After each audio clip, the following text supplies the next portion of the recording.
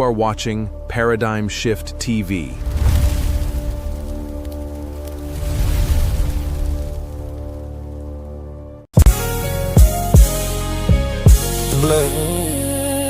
Church Files, Paradigm Shift, TV 314. Thursday nights, we open the archives. This is the Black Church Files, where faith meets fact.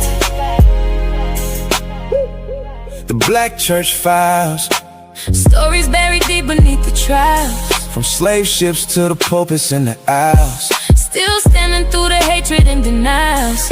The Black Church Files, where faith meets fact through every trial. truth revealed when deception goes wild.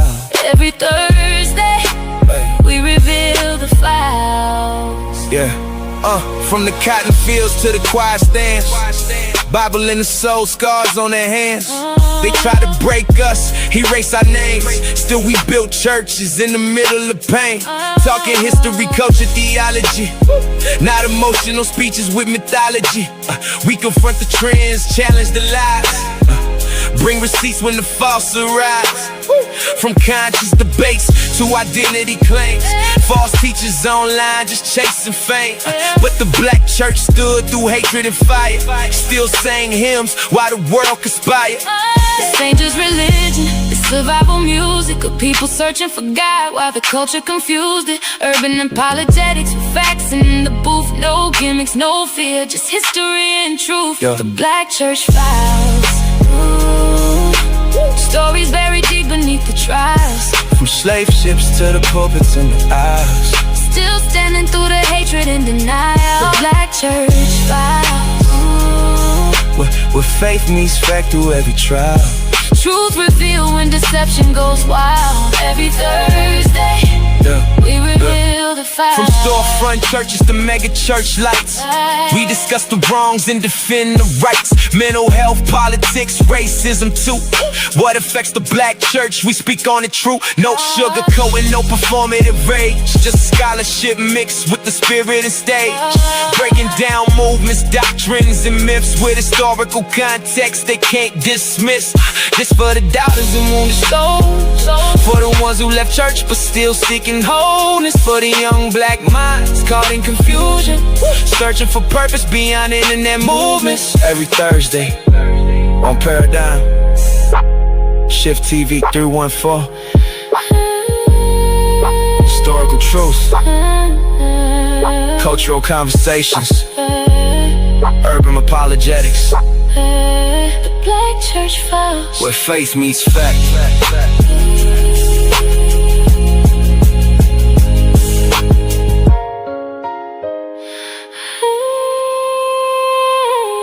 The Black Church Files.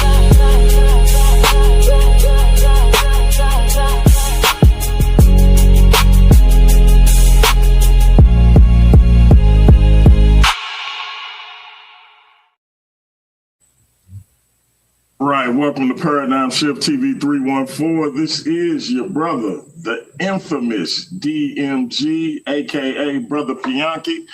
Most of y'all know me as DMG the Poet, and we got another great episode of the Black Church Files. This is episode 2 with the man I call the humble scholar, B. Wash.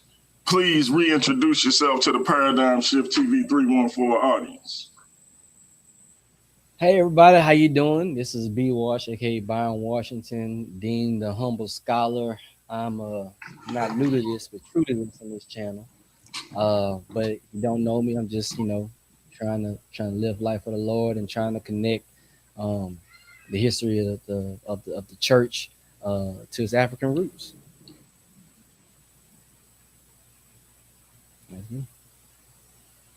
There it is. And we gonna get right to it because I wanna freestyle a little bit. This is not one of my official questions, but I do want to ask you, why do you think there is much back a notion that Christianity has African roots, and two, that Christianity was in West Africa prior to colonialization?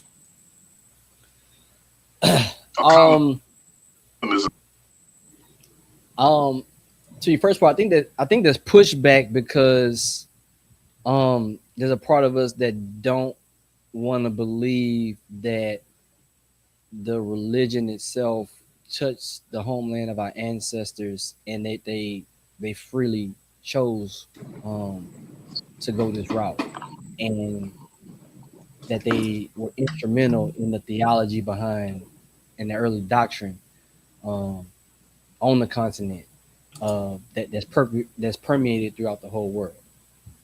And because of what has happened to us in the Americas, plural, in the diaspora, us being the victims of the Mahafa, I think that part of us see the religion part and parcel of the white supremacy, and it takes some time to pull those onions back. What's the B part of that question again?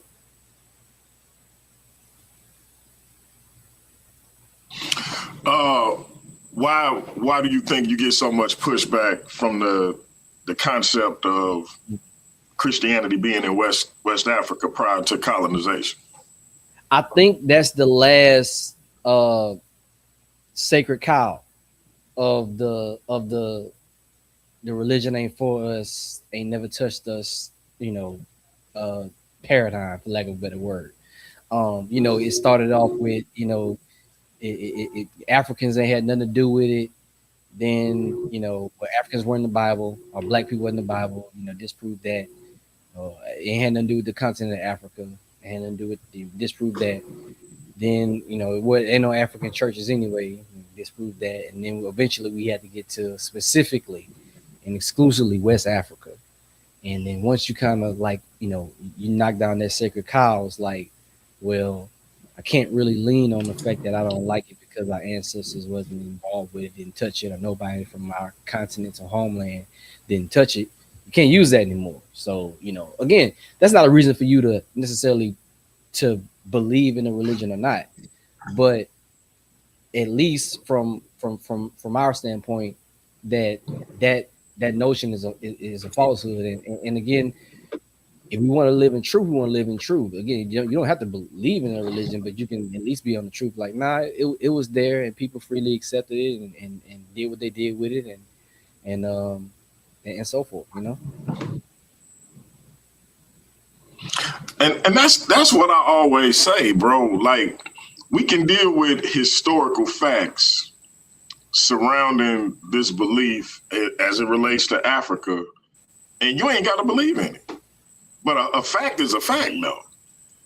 But when we start just outright denying facts, it becomes disingenuous. Facts. And not to pat myself on the back, but even when and you know this for a fact, when I was in my non-belief phase, I didn't discount facts. Even if it was facts I didn't necessarily know, and you or somebody else may have had to enlighten me on. Once I realized it was a fact, I accepted it. I don't get it. Man. So, oh man. I'm gonna go ahead and jump into the questions. For sure. Many people assume Christianity arrived in Africa primarily through European colonialism. What historical evidence demonstrates that Christianity existed in various parts of Africa long before colonial rule? And what evidence suggests Christian influence in or contact in West Africa prior to the colonial era? So, I mean, the earliest evidence of it is the New Testament itself. I mean, we have direct references of people from the continent of Africa being involved not only the day of Pentecost, but also being baptized with the Ethiopian eunuch from the kingdom of Cush. You have Simon of Niger being mentioned as well. And so starting with the New Testament, but outside of that, church history. man, church history would tell you, the first 300 years, 400 years of early church history, the apostolic age and the early patristic age. It's a lot of facts. You talking about just the continent of Africa in and of itself. You mean from the Nile Valley to the Maghreb? That's home.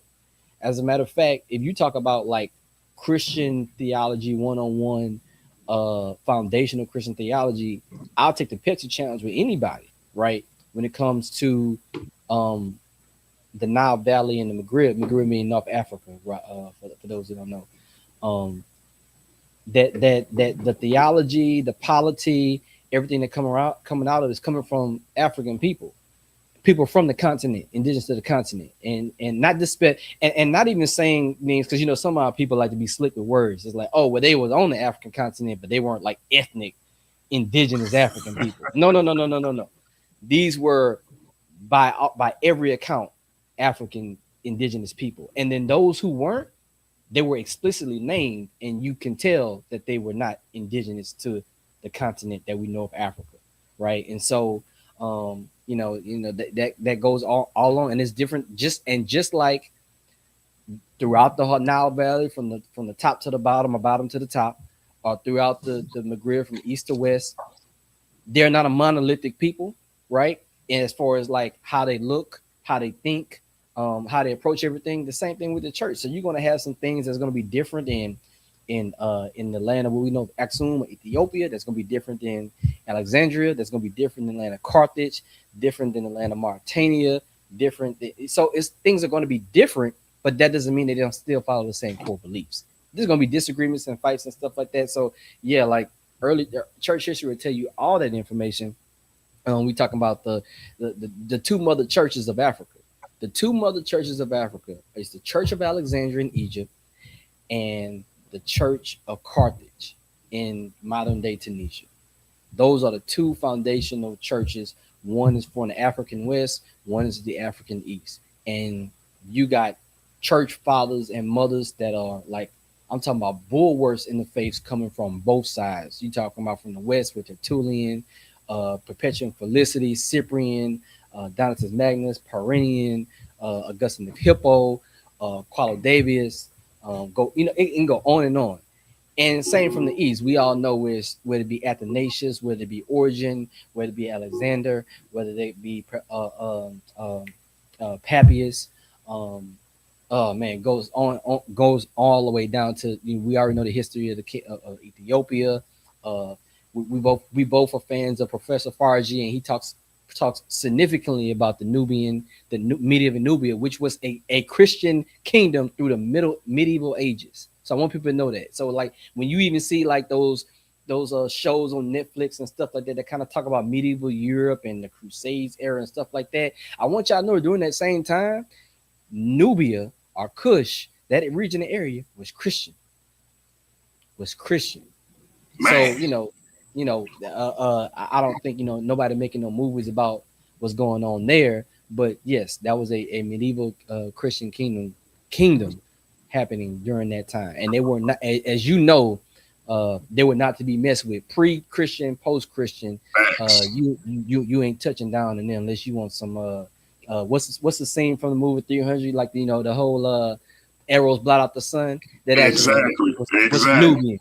That's the Nubians was about that action, boss. You don't want to. Yes, sir. So the West African part, the West African part, right? Because the thing is with that, the scholarship on that is not new. As you know, when we did this presentation almost two going on 3 years ago, the material on it isn't new in scholarship. They talk about this every year.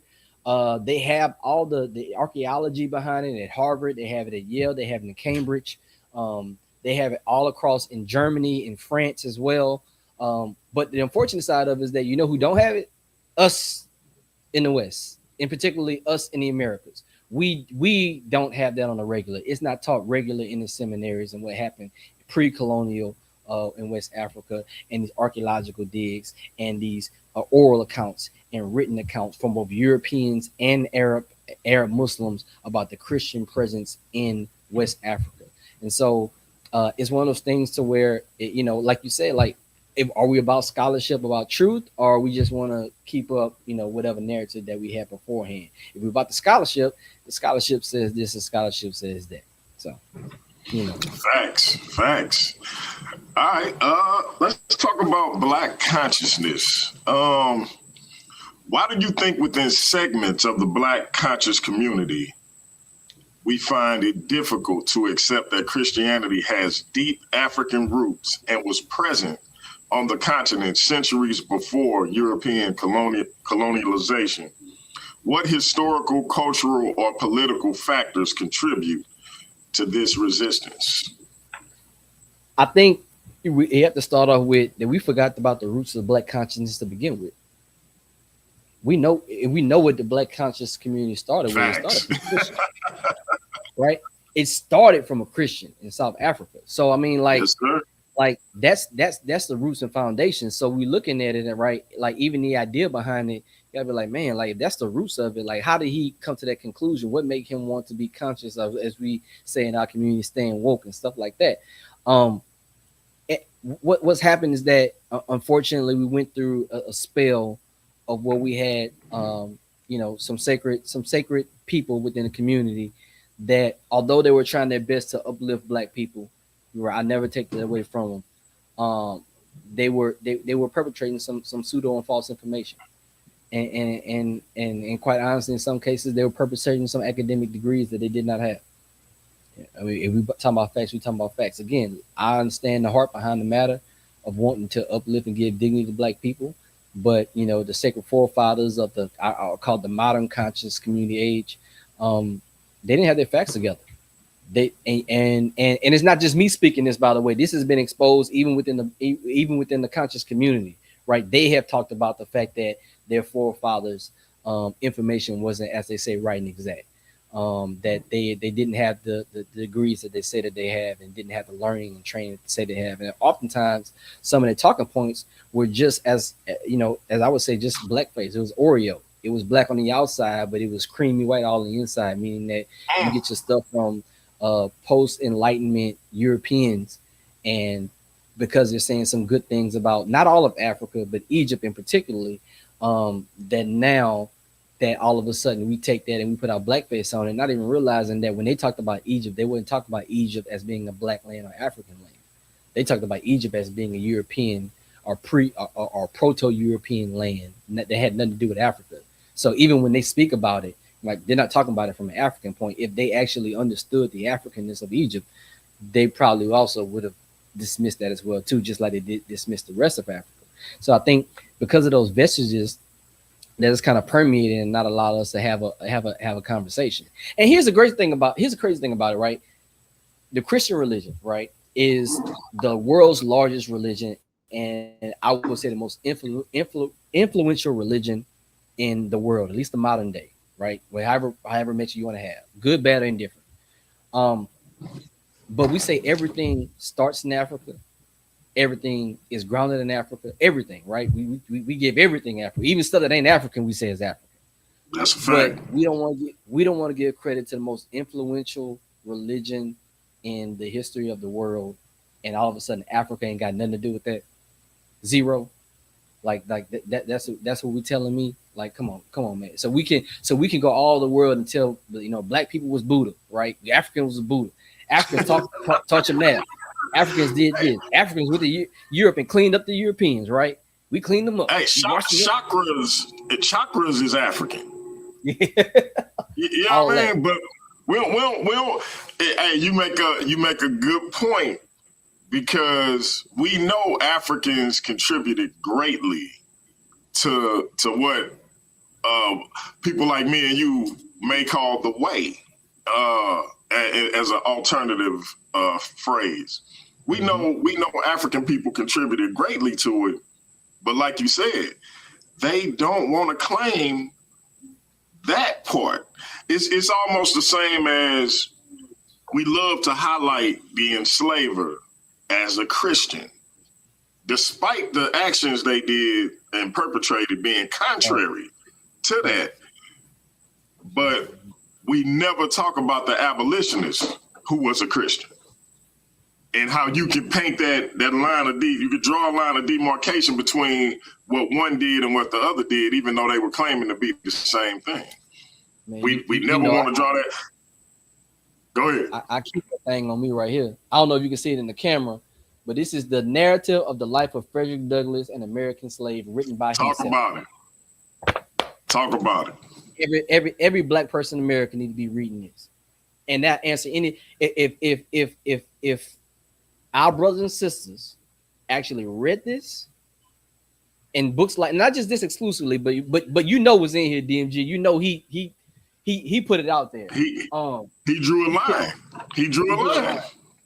I was telling someone, I don't think y'all understand when he makes a statement about to be a friend of one is the enemy of the other. Like, do you understand what an enemy is? Like an enemy. So you got two Christian, you got the Christianity of Christ and Christianity of this land. I'm paraphrasing Frederick Douglass. To be a friend of one, to be an enemy of the other. There is a line drawn. You the ops, as the youngsters say. You the ops. Ain't no middle ground. He drew no middle ground. So you either here or you there. Or you there. And shout out to my man Tahuti Afar.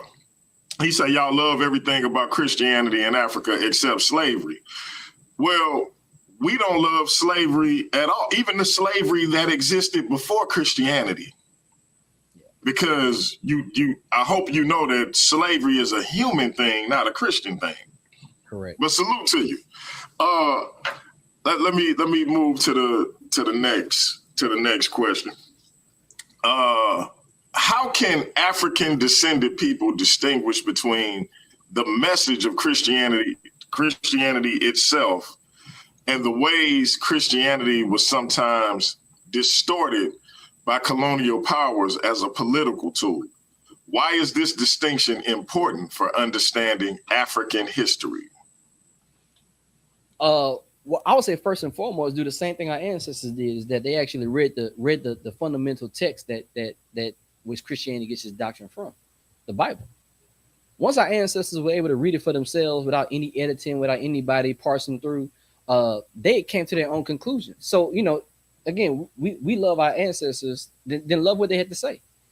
See what they had to say when they got the thing for themselves, and even before they converted, they were still calling out to say, hey, like, y'all doctrine says this, but like your actions don't line up with your doctrine. So I don't think whatever you're doing, you're not authentic in how you living. That's before any of them ever converted. They were saying that, right? And so, they when they read the text for themselves, we know, like, it's been saying, I don't know how many times you got to say it, the invisible institution, the hush harbors and brush harbors, the fact that we were like, nah, like, look, we'll play with y'all face and do the little yes or massa, clap your hands, just so we don't get the overseer to come and try to whip us on our back during church on Sunday or whatever and say slaves obey, yes. But as soon as they're gone, when they say what did we say, as soon as he leave, take it back out. I'll take it back out. Exactly. So yeah, like, no, we better go up to about in the woods. We're gonna get this fire going. We're gonna do our thing. We're gonna do it in our unique way of expressing. We're gonna preach, we're gonna learn, and then guess what? We're gonna strategize, get on our feet to get off of these people back and get up out of here and escape and plan and figure out a way to get these people off our back, because we don't we are made in the image of God. They no man need to be owning us. That's our ancestors said that. So, yeah, and it's out there for people to read. They own quotes. It's out there, but people be so, and you ain't got to be a Christian if you want to acknowledge what they did about themselves. I'm talking about. See, we like to talk about slavery as if we went through it, but we don't want to listen to the people who actually went through it. Yep. The people who went through it and said they thank God for getting them through it and getting them out of it. We dismiss what they say. We paint them as ignorant and weak. We paint them as people who somebody could have forced to believe something, instead of just acknowledging them for who they are and taking their words for it. And you still don't have to believe in it. You could think it's hogwash. Facts. And the amazing thing about it all is that anthropologists will tell you that if you want to find out where by and large, not again, I'm saying by and large, not exclusively, not only, but by and large, you can find the preservation of African mores and fourways coming from West Africa, the ethos, the expressions, and stuff like that. Guess where you got to go to find that at?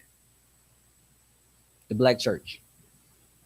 The history of the Black church, how they express. You can they literally can point out and look and say, "Oh wow, I know exactly where you got that from." Even the way they think and theologize. I got a book. It's called the Early Afro Baptist Faith, and it talks about how the fact that it talks about the West African cosmos and how it blended in there and they express it through the Christian ethos and understanding, and it's just like such an ease of transition but it kept those same things. And for those who disagree and say, "Oh no, they didn't," no, they didn't. Well, look at what the quote unquote what the white man said when he saw the blacks doing their thing. He said, "Look at them doing that African devil worship, that African ignorant stuff, hooping and hollering, and they don't know how to theology." So wait a second. So what I'm supposed to do? If my ancestors are preserving our African ethos right through the church, and you telling me no, but the people of that day, their ops. Again, like we said before, their ops are saying, "Nah, they doing that African stuff over there trying to say it's Jesus, but they doing that African stuff." Well, hold on a second. Even the ops saying they're doing the African stuff. And my ancestors are saying we preserving the African stuff, but we also get on knees and praying to God, the God of the Bible. Because contrary to popular belief, Christianity don't delete your culture. No. That's called white supremacy and Europeanism. Y'all want to superimpose Europeanism over Christianity, and it's bugged out that y'all don't know the difference. My man Easy Bands in the chat. Easy Bands is from the continent. Easy Bands, I don't know. Did you say you were from Zambia? You can put it in the chat if you hear me. But he points out that his indigenous beliefs in Africa were so similar to what the gospel said about Christ and about God that it wasn't hard for his people to make that distinction, and that they still call God the God of the Bible by the indigenous African term for God. Facts. And you see that everywhere on the continent. Facts. So let's go to number 4. If Christianity existed in Africa before European colonialism, what implications does that have for Black Christians of African descent today? Does this history challenge the idea that Christianity is a white man's religion? Okay. Now we're about to get into the fun part. So, as you know, my background is studying the ancient African Christian ethos and background, and mirroring that with the Black church. So what I'm saying here, just gonna talk to my Black brothers and sisters in the faith, right? There are some things that we have to admit today, right? Not talking about in the way past, in the today, that we've picked up, unfortunately, for Black, some Europeanisms, right? But that's just not in the church. That's with everything that we have. Because I mean, you spend 500 years with another people group, you're gonna pick up on some things. It just is what it is. Now, mind you, they pick up on some stuff from us too, and they don't acknowledge that. But we'll go. But in this case, right, what we have to do to my Black brothers and sisters, when we look back, there are gonna be some things that we see from African Christianity, and it's still Orthodox, right? I'm not saying anything negative, but things that we've been told that were European, that were, the boogeyman Roman Catholic, that, or all of the above. Come to find out, the roots of these things, not the expression, but the roots of these things come from us, come from our ancestors. If you look at, for example, I'm gonna talk like the Church of England, right? Early on in the British Isles, when they were getting their monasteries and educational institutions set up, you know who went there to set all that up? It's an African named Hadrian of Canterbury. He's a North African. He is counted. He actually denied 3 times to be the Archbishop of Canterbury, but he was the one that went through all the British Isles, that set up churches and educational monasteries, not monasteries anyway, but we all know monasteries came from the Nile Valley, but educational institutions to learn about theology and doctrine and practice, etc. He did that, an African man, right? When we talk about, for example, the idea of monasteries, period, that coming from North Africa, and particularly in Egypt, Saint Anthony, we call it Saint Anthony, right? The theology, right, of whether you agree, most of us are either dealing with Arminian-ish or Calvinish, and actually wrote a substance about this as well, is that really and truly the conversation is about two African groups, from Hadron and from Hippo, Augustine and going back to Tertullian. It's a conversation between Augustine and Tertullian about, soteriology and stuff like that. Again, so while we pick up on these things, but not knowing the roots that they go back to. Here's the thing.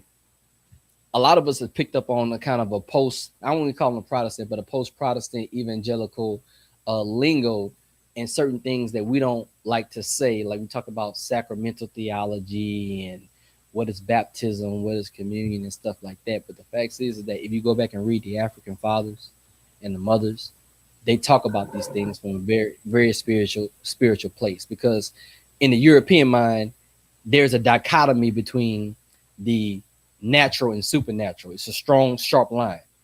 In the African mind, as you know, we are a porous community, not poor as in like economically, poor as in like as a sponge, you can just kind of go through, meaning that we don't have this sharp divide between the supernatural and natural in such a way that we see these things intertwined with each other.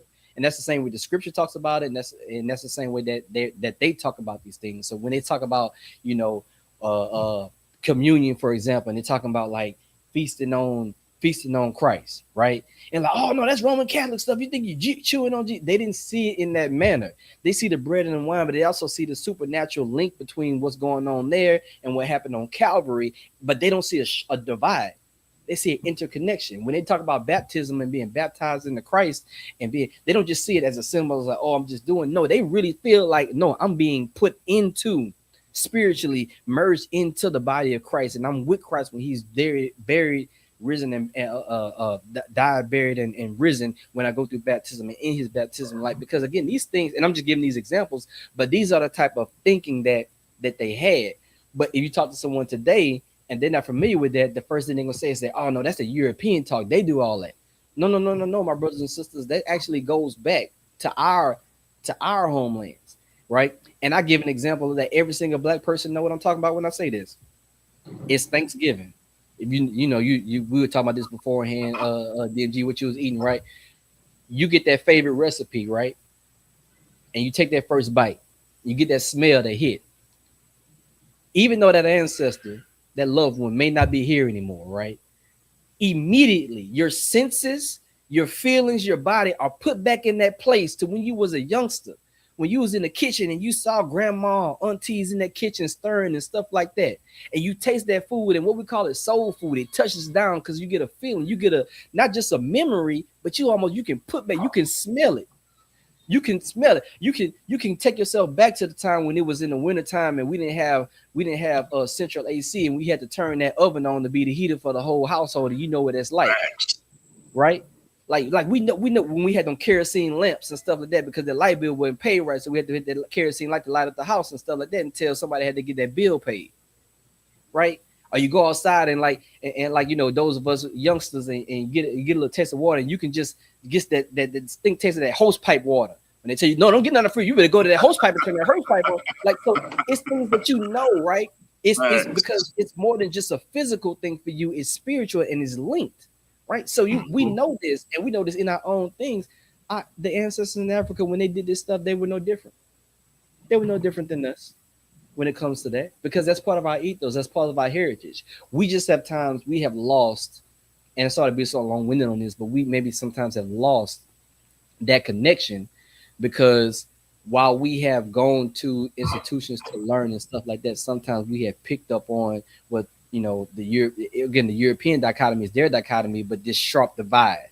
Like, oh no, you can't do that. That's only mental. That's not spiritual and stuff like that. But now What are they doing now with studies, right? And what are doctors even doing now? They're telling you about holistic healing and things about that your mind and your feeling can actually be conduits to healing the body and stuff like that. So, oh wait, no, it's more than just head knowledge. It's something deeper that they can't put their finger on. And our ancestors do that as well too. There it is. There it is. And this, before I get to my next question, I want to, where did my man Reginald go? He had a question in the chat. Let me see if I can find it. He says, do you have info on King Alfonso and the 1526 letter of protest and Kempa Vita? Yep. So we know King Alfonso was the converted king. That he actually converted king to Catholicism, not Portuguese, to Congolese Catholicism. And I'm saying that in particular because what you come to find out from scholars is that, one, they weren't colonized in the Congo. They were missioned, and they freely decided to say, you know what, we're going to rock with this religion. And yes, they had contact with the Portuguese, but it wasn't no forced thing, anything like that. We're talking about king amongst kings. He actually spent time in Portugal as well, too. So much that, as the brother was saying, that King Alfonso wrote a letter when the Portuguese decided to take the religion and wanted to come to steal people from the Congo and put them into slavery. His letter to, I believe, the king and I think the Pope as well too. I know the king in Portugal as well is like essentially saying, "What are you doing? We too practice this faith, and for you to kidnap our brothers and sisters and to put them into slavery is an atrocity. Stop this.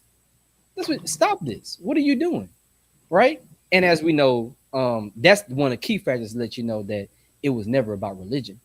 Because what did they continue to do? They continued to kidnap and enslave Congo. So they knew that the Congolese shared the same faith in them. What's interesting is that the Congolese people, as well as the Ethiopians, were all throughout Europe during that medieval era as well too. Like, so they were there when the whole Protestant Reformation was going on. The Ethiopians and the Congolese were in Europe being delegates, talking, because they didn't have that thing going on in their kingdoms, but they were giving their 2 cents and just kind of going on, because again, the Protestant Reformation was a distinctly Western European issue. It wasn't the whole church; it's Western European. So, and to keep the Vita, that is the young lady who protested against the Portuguese as well too. They ended up killing her. But one of the things that she said, if I'm not mistaken, that she felt that she was in like I don't want to use the word incorrectly, but it's like saying reincarnated, but it's not reincarnated, but the idea that she was like I want to say saint. I forgot which biblical figure it was in the New Testament, so don't hold me to it. But she was that she felt like she was embodying that person, that it was her, and she was one of the ones that wanted to portray. Now, catch this: they said she was crazy because she wanted to portray the saints in a particularly Congolese way. So they wanted to have Jesus and the thief on the cross and Peter and Paul and the disciples and figures, but they wanted to look Congolese. And they said that she was crazy.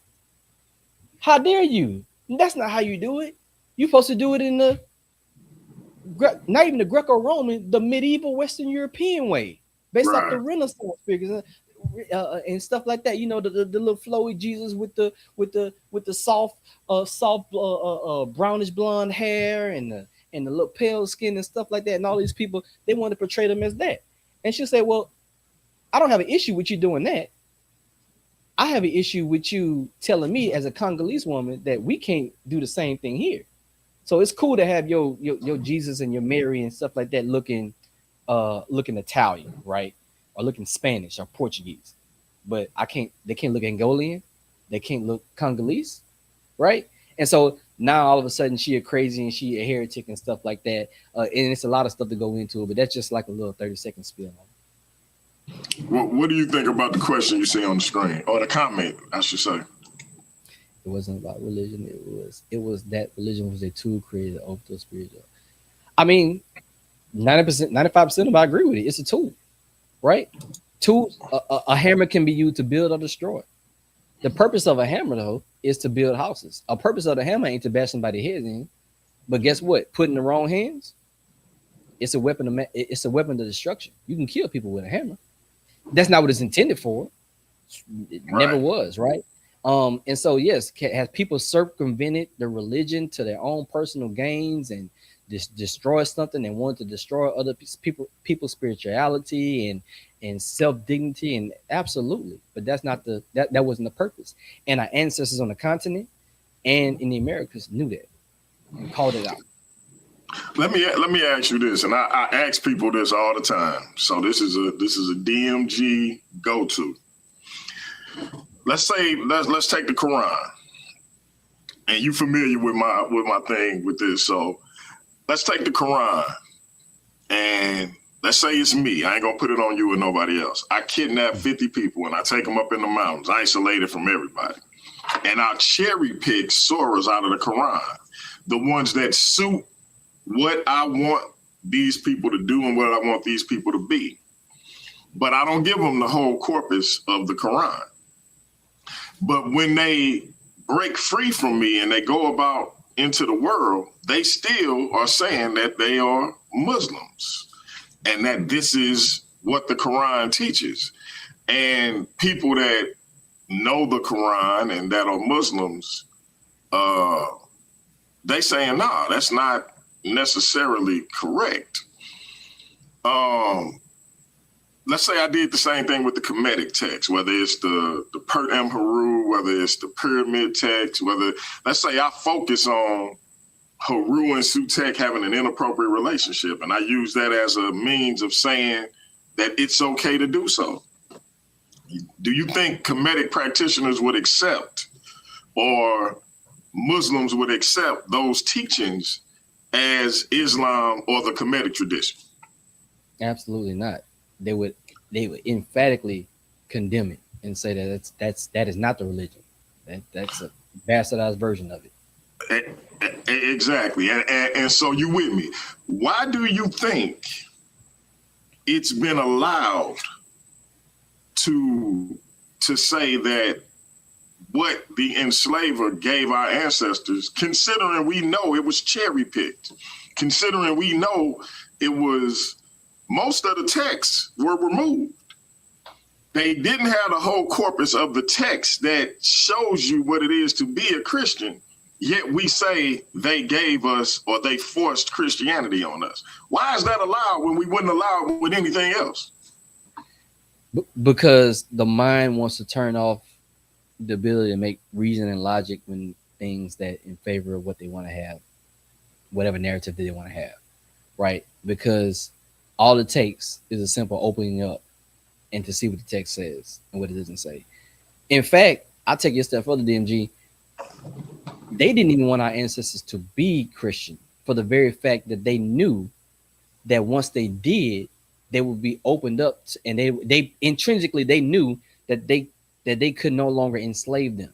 So they had to come up with cockamamie laws to go around the fact, right? To say, well, you're a Christian, but the loving thing to do is to keep you enslaved because you're less than human. Because if we gave you this Christianity, but then let you be human, you would just destroy yourself. So actually, the better thing for us to do is just keep you enslaved. Stuff like that going around, right? So they knew that they couldn't even when they wanted to, they couldn't even let you do it. And a lot of times they just baptize you in name only, didn't teach you any doctrine. But again, in no way, shape, or form, I don't care what it is, like why all of a sudden we get to this text that we can't and have to, and all of us, again, you don't have to be in a religion or not to rightly call out and say, no, what they were given, what the oppressors so-called practice was not the religion. And I want to say this as well too, because again, the truth is true. Just because they were white doesn't mean all of them were being oppressive. From the beginning of it, there were European people who were saying nah and fought and said, nah, this is not in line with, this is a crime against humanity. This is not in line with the text. This is not in line with the religion. And it's going back all the way to the 4th century.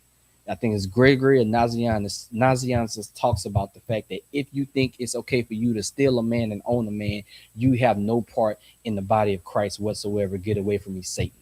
He said that going to the 4th century. So people were fully aware, and they were people in the 1300s, 1400s, 1500s, 1600s, 1700s, 1800s that were our pale skinned brothers and sisters in Christ, and even those who weren't, who were saying, nah, this is not in line with the biblical text and the Christianity. The problem is that the powers that be wanted the power, and there was an economic driver, as we know, behind the idea of slavery and stuff like that, and white supremacy. But don't get it twisted. Just like we had, because fair is fair. Like we said, truth is true. I'm not here to just bash somebody just for being white, because there were people, Wilberforce. We all know about John Brown. You know what I'm saying? He keep that thing ready. He wasn't playing about no games, right? So we know that there were people on this continent and the European continent that from the beginning were saying, nah, this is not in line with this religion, nor this text, is wrong, calling out, and some of them even died about it. And that's why I say some people are they either not historically astute or they disingenuous, because there's no way you can call the enslaver a Christian and then you can highlight all the vile, evil things they did to our ancestors, and rightfully so. But you can't call them a Christian unless you're gonna say they were perpetrating a fraud, because we had a contrast to that with abolitionists of European descent who helped our ancestors set up the Underground Railroad, who put their lives on the line to help our ancestors gain their freedom, who helped them get papers to say that they are no longer slaves. This is an historical fact. And so when you got a clean glass against a dirty glass, for you to continue to call the dirty glass what the clean glass is, that's weird. Weird. And shout out to my brothers in the conscious community, my sisters as well. What I need y'all to do when you talk about the egregious things that the enslaver did, and again, rightfully so, please mention the heroic things that those Christian abolitionists did. Please. Because you can't tell one side of the story and not tell the other. Facts. Because somebody on that side, one of these two people, these two groups, was perpetrating a fraud when they said they was a Christian. I need y'all to let me know which one it was. Let me get to this next question, because I know we coming up on that time. Yeah, gotcha. What are some of the most significant contributions Africans made to the development of Christian theology, biblical interpretation, and church leadership in the early centuries of Christianity? And why are these contributions often overlooked? Oh man, it's. I'm gonna put my shoulders out, is that you don't get any of that without the Africans. When it comes to theology, you don't get that without people like the first council. The Council of Nicaea was a battle between two Africans. It was a battle between Arius, who was an African, and Alexander and Athanasius, who are both Africans. See, people like to play those games like, oh, what's going on? Like Arius and this Arius was just as much as African and just as much as Athanasius and Alexander were, right? And they battled, and guess who they sided on? They decided with overwhelmed everybody coming, all the Christians from all over the empire, outside the empire, Asia, Africa, and Europe was like, nah, Athanasius and Alexander are right. Like this is what we look at the votes. It was like 300 something to 2. But it was Arius who then went to the Europeans, and the Europeans developed Arianism and adopted Arianism after the Council of Nicaea. Constantine himself being baptized by an Arian bishop. And they're the ones who exiled the righteous theological Orthodox Africans like Athanasius about like five plus times. He was the ones that's been exiled. They were the ones persecuted by the Europeans who adopted the The wrong. Okay, cool. So now we go into like the idea of the Trinity, right? Like, oh man, yeah, this European concept, and and all this stuff like that. Well, actually, the person who coined the phrase was Tertullian. He's an African, right? Oh well, no, he's just doing the Greek philosophy. Except Tertullian is the one who says that what's Athens to do with Jerusalem? He despised Greek theology, Greek philosophy. I'm sorry, he despised it. But he looked at the text as an African man and saying, wait, hold on a second. And he's looking at the history of the churches, history of the text. And that's when it comes with the idea of the Trinitized, where we get the word Trinity. God the Father, God the Son, God the Holy Spirit. He's the one that coined that phrase. He's the one you get that from. When you talk about polity, for example, we talk about the church. If God is your father, the church is your mother. Who you get that from? There's no salvation outside the Church of Christ. That's Cyprian. That's another North African who died about it, by the way. Who died about it. We go back to Augustine of Hippo, what I was saying earlier. You can't talk about Western theology and Western philosophy, mind you, without Augustine of Hippo. You can't. You can't talk about, I don't care. Like he is foundational, good, bad, and different. He is foundational to everybody's stuff. And I can give you quotes where this man is criticizing and talking to Africans like, hey. We don't do that stuff that the Latins do. You're African. Do what Africans do. And he's the ones that doing these phrases and stuff like that. Monastery, like I talked about earlier, when it comes to monasticism, that starts in Africa. It starts in the Nile Valley. What are we talking about?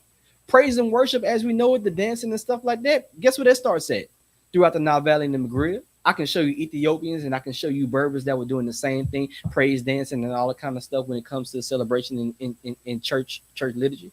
I just talked about earlier about the whole sacramental theology. And again, I'm not saying these things from an exclusive, they're not the only ones, but when we talk about contributions and being foundational, you can't tell the story of church history without going to Africa. And not only that, Africans who are proud and stated that they're from the continent of Africa. As obviously we using the word Africa anachronistically because they didn't use it, but when you look at what the terms that they use to describe themselves, the nations, the tribes, the languages that they use, they're indigenous Africans. Like that's who they were, and they were specific to tell you that who they weren't. They weren't the Latins, they weren't the Greeks, they weren't the Gauls, right? Even so much, and I lead in with this, even so much that you had three indigenous African popes of Rome. So even the Roman Catholic Church had, that's in the Roman Catholic Church. The Church of Rome had 3 Berber North African indigenous bishops of Rome. You had bishops in Carthage, who also was called Pope. Cyprian of Carthage was called Pope, by the way. The bishops of Alexandria are called popes. So guess what? The Pope of Rome ain't the only person that's ever been called Pope, by the way. It comes from papas and babas, which country community, y'all know when we say baba, X, Y, and Z, that's where the same thing we get papa from. That coming from the African people, because we will refer to our endeared people as father, Abba, Baba, Papa. That's where you get the whole Pope from to begin with. But hey. Hey, before I do my last question, I'm gonna throw this bonus in because I know we getting ready to get out of here. What is it about this? Well, you know what? I'm gonna stick with the one I originally had. Is there a difference? Is there a difference between the Catholic Church and the Roman Catholic Church? Absolutely. Break it down. The Catholic Church, or what we would like to say, the Church Catholic, is just meaning the universal of the whole. That's what Catholic means. Kathaharis, meaning of the whole, the universal church. So you would see that language going on throughout church history. It refers to themselves. That means that we universally believe. We all believe on these foundational things. We call it a positive faith, a rule of faith. Later, when we start talking about the creeds and stuff like that, understanding what these means, we all universally accept and believe these creeds. The Roman Catholic Church is a particular institution that's developed probably in its early developments, maybe 6th century and above, but formally after the 1054 split, 1053 split, if I'm not mistaken, I'm sorry, of the 11th century and beyond of the Roman Catholic Church proper. That's when the institution as it's formed as begins as a separate institution in and of itself. It's just taking the name Roman Catholic Church. But even within the European framework, when they're going through the Reformation, all those reformers and churches, whether it be Lutherans, Anglicans, Reformed, they all called themselves Catholic as well too. As a matter of fact, even the Baptists called themselves Catholic because they understood what the word Catholic means. It wasn't exclusive. So when I always encourage people, stop giving Rome the title is Catholic. If you want to call them Roman Catholic, say that. If you want to call them Rome, say that. But when you say Catholic, you're talking about the churches, the fullness of the church as a whole. It's not one particular institution. And the people who use that term the most were, again, the Africans. Last question, my brother. Last question. Throughout history, the Black church has often served as both a spiritual institution and a center for social action. In today's political climate, what role should churches and Christians play in community activism, civic engagement, economic empowerment, and addressing issues affecting Black communities? You know, that was especially for you. Well, you know, I take that, you know, to the heart because that's something I live by. As you know, the things I do for my community, the things I do with it, you know, I'm not going to, you know, elaborate on everything because that, you know, that's the title, right? But I don't, right. As a believer, we believe in what we would call the term orthopedo, which means right path. Meaning like we have a right, we can have a right doctrine, orthodoxy, but you got to have the right pathos and the right practice. Meaning that you gotta walk the right, you gotta do things the right way, you gotta believe the right way, you gotta have a change of heart. And when it comes to activism or involved with our community, with growth, with social norms, the Black church has always been the pillar of the Black community, always and will be. It is a foundational aspect of the Black community when it comes to our social programs and et cetera, and it should be today.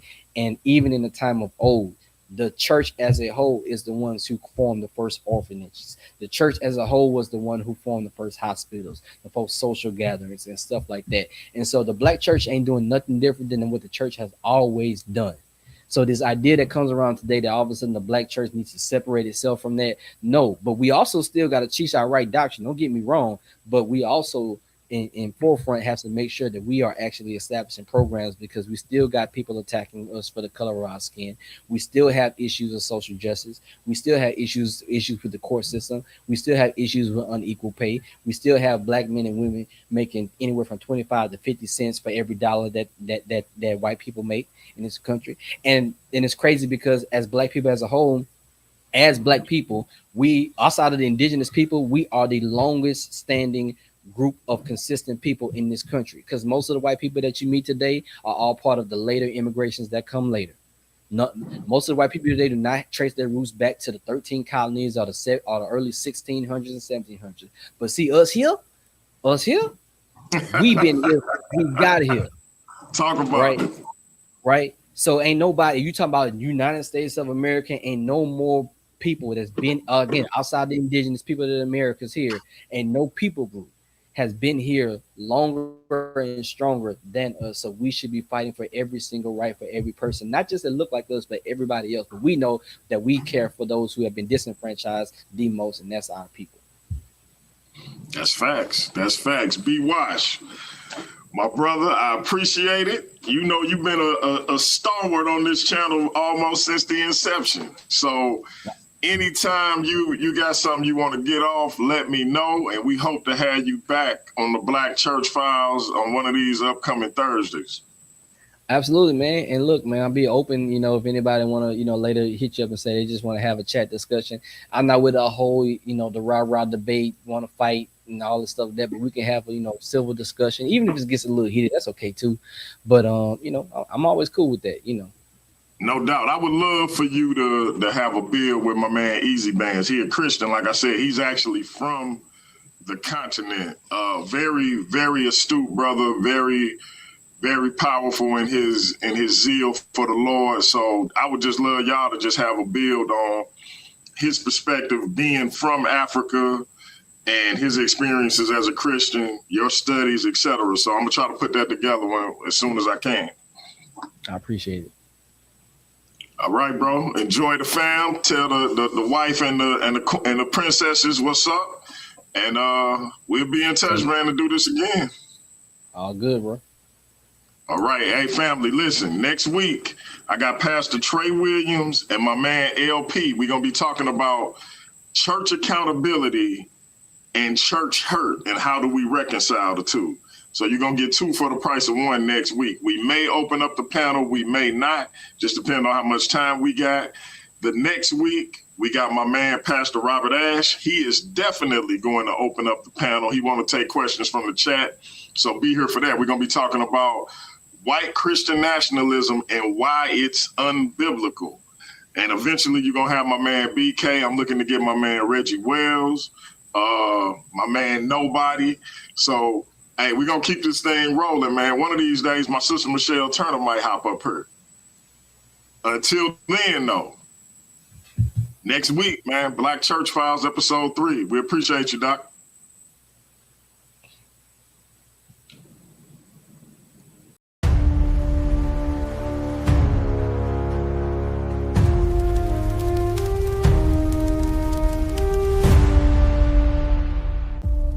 You are watching Paradigm Shift TV.